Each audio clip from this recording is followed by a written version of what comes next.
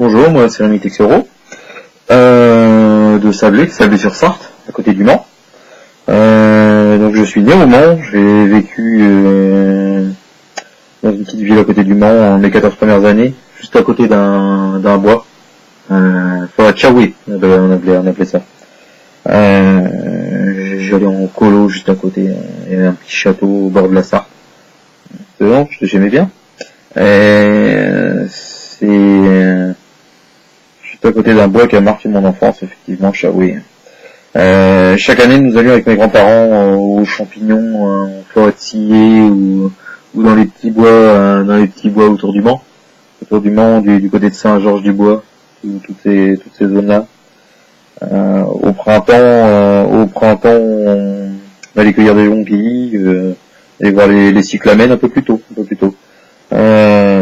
Les muguets sauvages aussi. Mes grands-parents connaissaient toutes ces zones-là. C'était chouette, c'est super souvenir pour moi.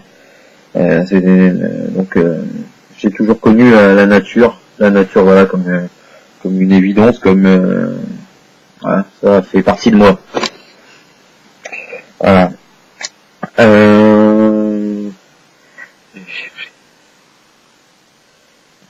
Après de plusieurs conversations avec une amie en Indonésie qui étudiait le français.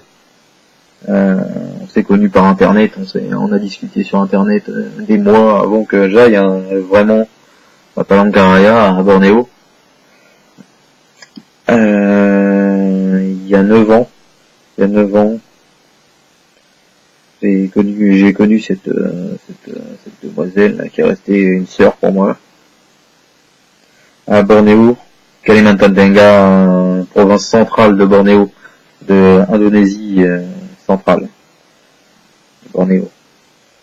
Je me suis intéressé à la vie et plus globalement à un acteur de la défense de la faune à Bornéo et Sumatra, Chani Kalawet. Il y a 9 ans, il n'était pas du tout connu en France à cette époque-là. Il y a 9 ans. Et j'ai un petit défaut de luminosité, pardon. On va corriger ça. Ok. Donc voilà, j'ai connu ce monsieur dans une réunion qu'il donne dans les zoos pour faire connaître l'association, pour qu'elle vive de soutien internationaux, de soutien français, de soutien éventuellement indonésien, de soutien de parcs zoologiques, voilà. Et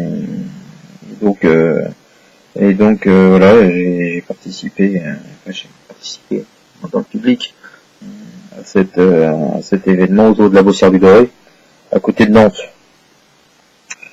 Et donc en assistant à cette conférence, il parlait de l'huile de palme et du fait que nous, en tant que consommateurs, on peut agir contre cette huile de palme en consommant intelligemment, avec un boycott tout simplement. Depuis, je ne consomme plus d'huile de palme, plus de viande, depuis quelques années aussi. C'est lié à la déforestation, mais à la déforestation dans une autre zone du monde, à la déforestation en Amazonie, voilà, qui est un autre facteur de déforestation. Et après de nombreuses conversations avec Marianne, donc mon ami de Bornéo, j'ai cherché plus qu'une raison de revenir à Bornéo ou à Sumatra ou en Indonésie en général. J'ai cherché une raison de vivre, une raison d'être. J'ai ensuite travaillé à augmenter mes connaissances pour le moment venu être prêt, tout simplement. J'ai créé mon premier jardin communautaire en 2016. Alors que je connaissais déjà les principes de culture classique, mais j'ai étudié une culture qui peut être plus durable, la permaculture ou l'agriculture sauvage.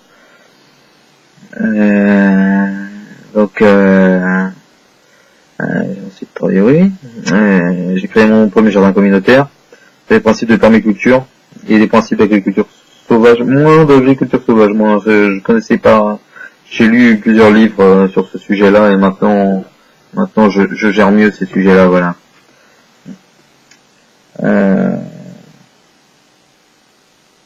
Et j'ai vu en cherchant sur internet des informations sur ce qui vit, sur ce qui pousse en général. J'ai vu des vidéos de Gary Yourofsky par exemple, activiste vegan et militant pour le droit à la vie et la défense des animaux, qui expliquait le lien entre la consommation, ce que je disais par rapport à l'Amazonie, notamment par rapport à la consommation de viande, la consommation industrielle de viande et la consommation de cuir. Tout est lié à l'industrie et pas vraiment au respect de la vie, quoi. Comme l'huile de palme l'est. Ce que j'ai vu à Sumatra dernièrement. Ensuite, technique de culture. Pardon, j'ai pas l'habitude de faire ce genre de vidéos. Expliquer le lien entre consommation, notamment de produits végétariens. Je suis végétarien. J'ai arrêté la consommation d'œufs en batterie. J'ai limité ma consommation de façon à m'approcher des principes végétaliens, ce qui n'a rien de très simple dans mes contrées, dans nos contrées un peu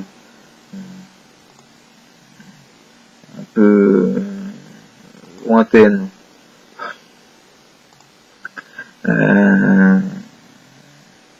La Sarthe, la consommation de viande. Pardon, c'est un peu long. Vachement placé pour arrêter la consommation de lait. Oui, limiter la consommation de lait en essayant enfin bref, la consommation globale de nourriture est maintenant réfléchie.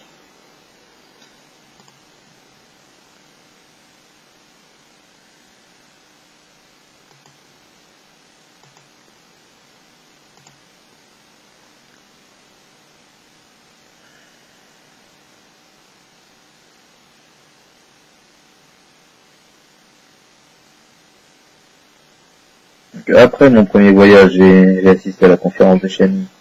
Donc c'était après 2009. Ouais, 2009. 9 ans après mon premier voyage, je suis retourné à Palangkaraya pour saluer ma famille de Palangkaraya et pour travailler sur deux projets, sur un projet avec un Goldman Prize, Monsieur Rudi Putra, qui est le Goldman Prize 2014, sur le projet de reforestation d'une zone à Banda Aceh de à peu près 700 hectares, qui était une zone de palmiers à huile, et qui aujourd'hui, grâce à Rudi Putra et à toute son équipe de gardes forestiers, est une zone de reforestation, une partie de reforestation naturelle, qui va demander probablement beaucoup de temps, et une partie de reforestation manuelle, artificielle, humaine, mais évidemment avec des essences locales. Donc on va travailler, on a pris contact et on va travailler probablement en 2020 à créer une pépinière avec des principes de permaculture et autre chose qu'une pépinière, essayer une implantation directe de forêt avec des principes d'agriculture sauvage, ce qui moi me paraît très possible. Il faut voir, je pense que c'est jouable. On va tester des principes comme ça de culture en pleine terre. Voilà, ça c'est Rudi Putra, Banda Aceh, Sumatra Nord, extrême nord de Sumatra, et Kalimantan Tengah, Bornéo, plus au sud-est de Java. Là c'est un hôpital de plantes médicinales.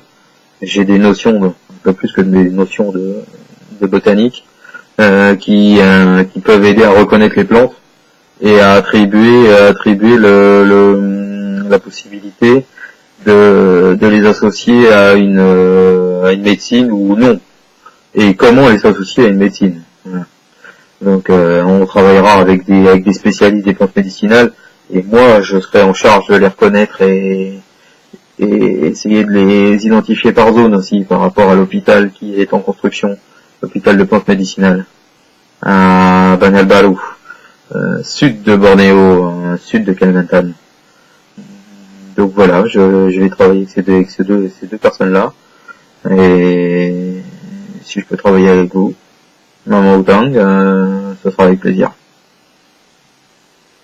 Pardonnez les petits cafouillages dans les vidéos.